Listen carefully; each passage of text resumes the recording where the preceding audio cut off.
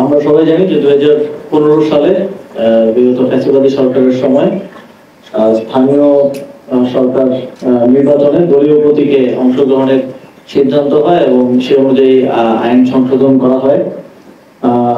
এবার আমাদের সংস্কার কমিশনগুলোর পক্ষ থেকে বিশেষ করে নির্বাচন ব্যবস্থা সংস্কার কমিশন এবং স্থানীয় সরকার সংস্কার কমিশন দলীয় প্রতীক বাদ দেওয়ার সুপারিশ করেছিল। এছাড়াও আপনারা জানেন দীর্ঘদিন ধরে নির্বাচন বিশেষজ্ঞ বিভিন্ন দল দলীয় প্রতীক বাতিলের দাবি জানিয়ে আসছে।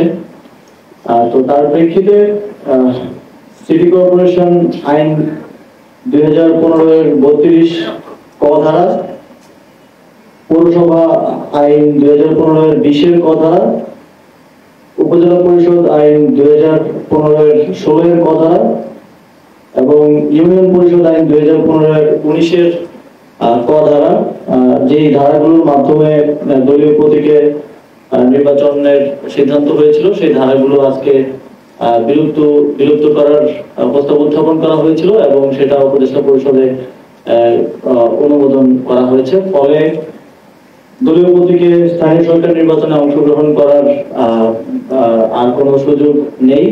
এখন থেকে ইন্ডিভিজুয়াল প্রতীকে স্থানীয় সরকার নির্বাচনগুলো হবে এবং প্রত্যেকটি ক্ষেত্রে হবে, সেটা সিটি কর্পোরেশন, পৌরসভা,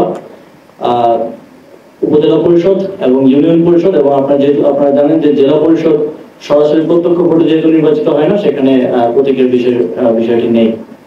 তো এক্ষেত্রে আমরা দেখেছি যে বিগত সময়ে এই যে সরকারি দলের মার্কা পাওয়ার যে একটা বিশেষ সুবিধা কিংবা এই দলীয় প্রতীক বা এই জিনিসটাকে কেন্দ্র করে অনেক হানাহানি স্থানীয় সরকার নির্বাচনকে কেন্দ্র করা হয়েছে এবং অনেক জায়গায় মার্কার ভোটে অনেকে জিতে এসেছে কিংবা গায়ের জোরে জিতে এসেছে। এখন আমরা প্রত্যাশা করছি যে এর মাধ্যমে স্থানীয় সরকারে আমাদের একটা ইতিবাচক পরিবর্তন আসবে এবং স্থানীয় সরকার নির্বাচন যখনই হোক যোগ্য প্রার্থীরা তাদের নিজেদের মেরিটের মাধ্যমে জিতে আসতে পারবে।